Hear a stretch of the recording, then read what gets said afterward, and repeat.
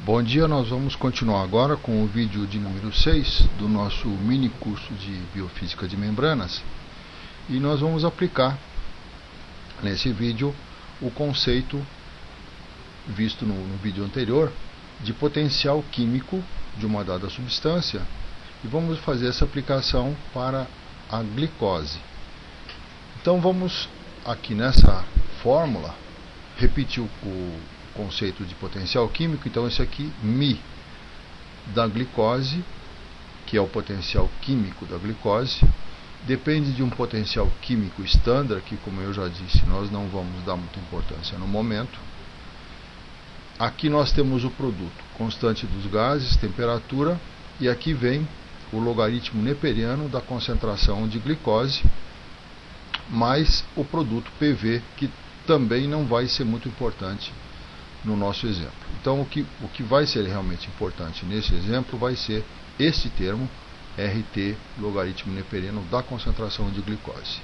E na realidade o que nós queremos saber nessa aplicação é o que acontece através de uma célula, por exemplo, através da membrana apical de uma célula tubular, por exemplo, uma célula do túbulo proximal, que é uma célula que, entre outras coisas, ela reabsorve glicose.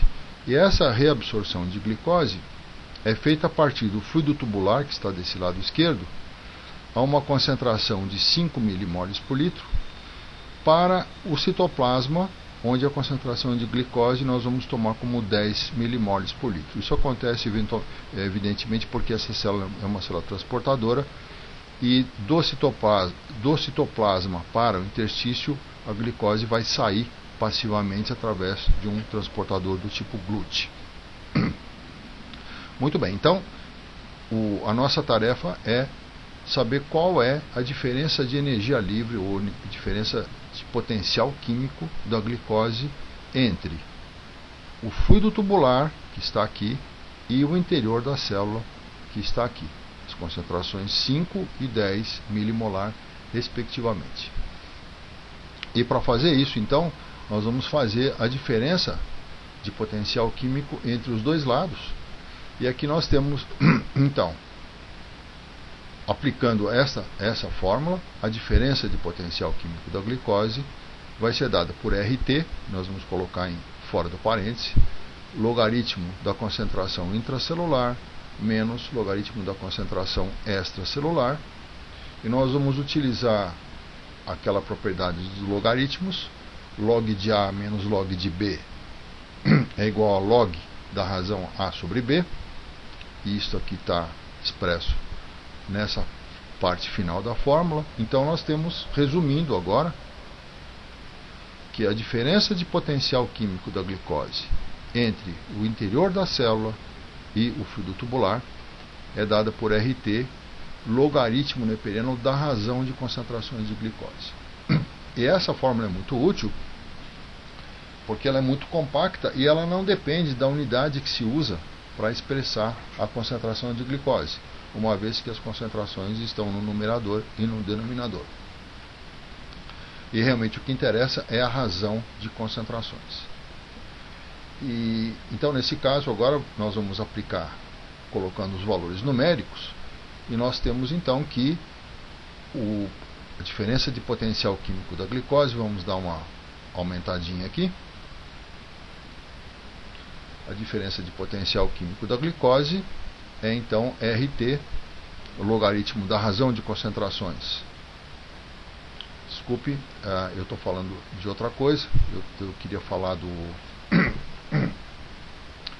Eu vou ter que falar depois do sódio, mas por enquanto eu vou falar da glicose, que está aqui embaixo.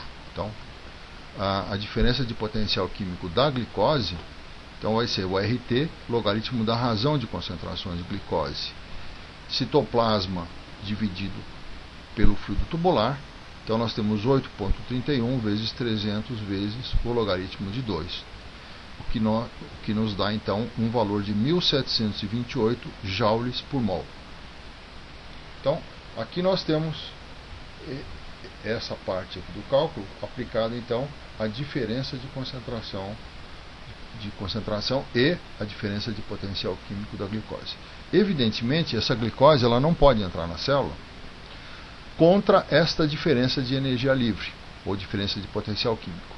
Então nós vimos que ela tem que ser necessariamente acoplada, o fluxo de glicose tem que se acoplar necessariamente a um fluxo de entrada de sódio, razão pela qual eu fiz esse cálculo aqui em cima, que eu vou discutir brevemente com vocês.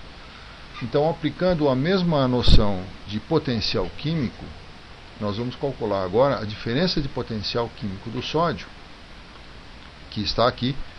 Então é o RT-LN de 140/10, que são as concentrações de sódio no fluido tubular e dentro da célula. E vocês vejam que agora essa diferença de potencial químico é favorável à entrada de sódio, porque a concentração do lado de fora é maior do que a concentração do lado de dentro. E além disso nós temos um outro fator, que é uma diferença de potencial elétrico, que vai ser discutido mais adiante, mas eu fiz questão de colocar nesse cálculo agora para que a gente possa ter uma ideia da diferença total de potencial de energia do sódio, como a gente vai ver daqui a pouquinho. Então, vejam que a diferença de potencial elétrico, agora de energia potencial elétrica, a diferença de potencial é 70 mV, mas a diferença de energia potencial elétrica é a diferença de potencial multiplicado pela carga.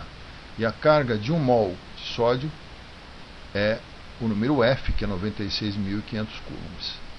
Então vamos ver aqui. Repetindo agora, colocando os valores numéricos, nós temos o R, o T, o logaritmo nepereno de 14, que é esta razão aqui, mais 96.500, que é o F, então o Faraday é 96.500, multiplicada pela diferença de potencial elétrico em volts. Nós temos que usar o sistema MKS. E isso nos dá então uma diferença de potencial químico do sódio de 13.334 joules por mol.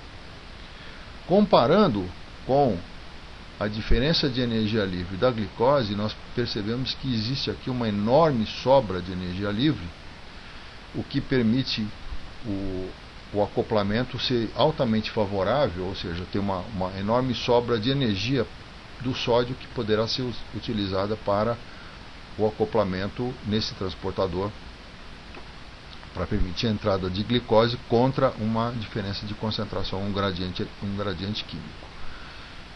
Então, esta aqui, no caso do sódio, é chamada diferença de potencial eletroquímico, porque nós estamos calculando agora a soma da diferença de potencial elétrico, de energia potencial elétrica, com a soma da diferença de energia potencial química. Então, repetindo, diferença de potencial eletroquímico.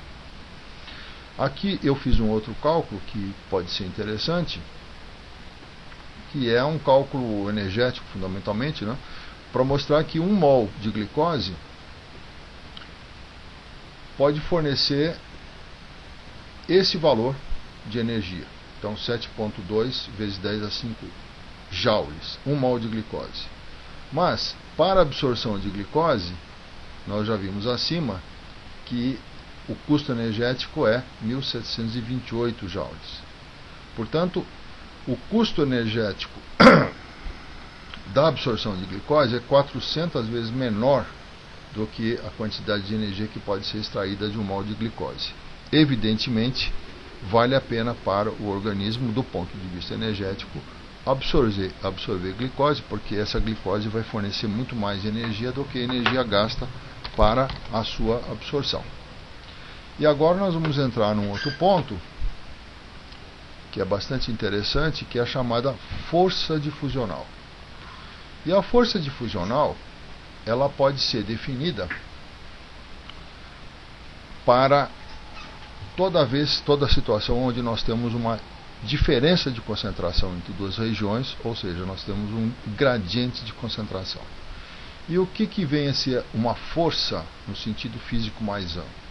Toda vez que nós temos uma diferença de energia potencial de uma certa grandeza em relação a uma certa direção no espaço, nós temos uma força nessa direção, uma força associada a esta grandeza.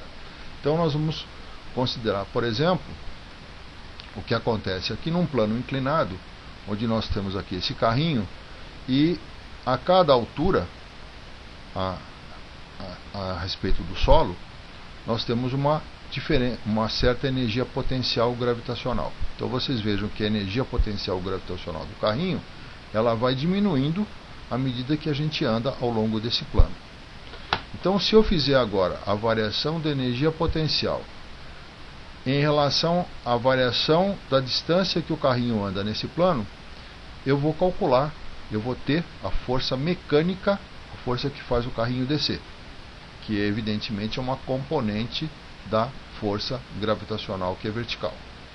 Então, fazendo-se a razão entre a variação de uma energia potencial, uma energia qualquer, agora uma energia física qualquer, em relação à variação da distância numa dada direção, nós temos uma força física nessa direção. Se essa força for elétrica, então no caso de uma carga elétrica no campo elétrico, nós temos uma variação da energia potencial elétrica em relação a uma certa direção x.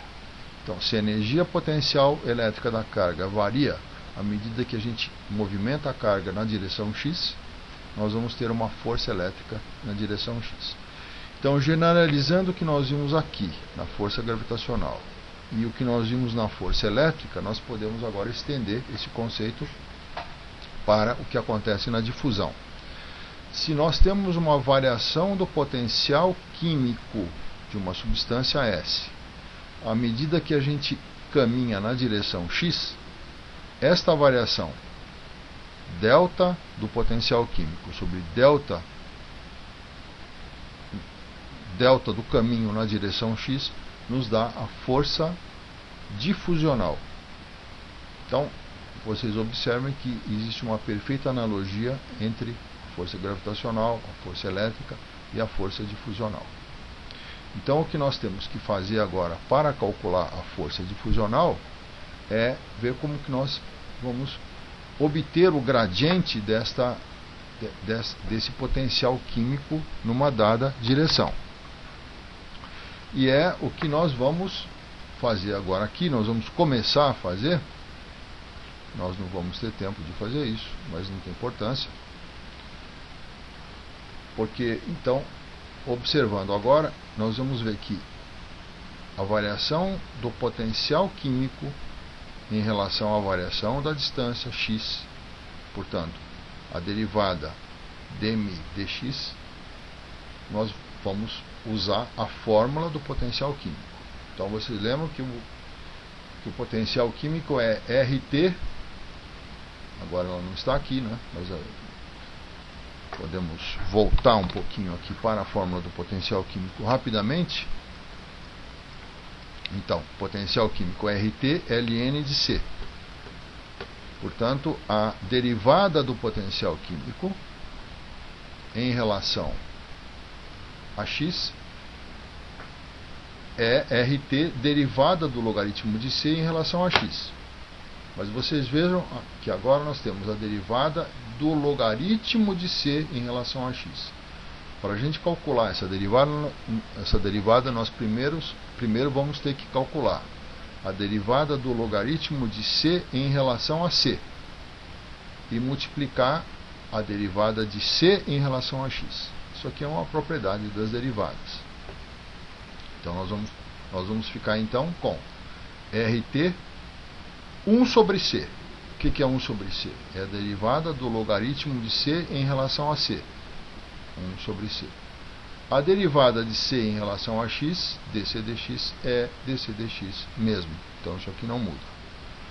Portanto, aplicando esta força difusional agora a uma dada substância x, a uma dada substância S, nós não vamos usar x para não misturar com isso aqui.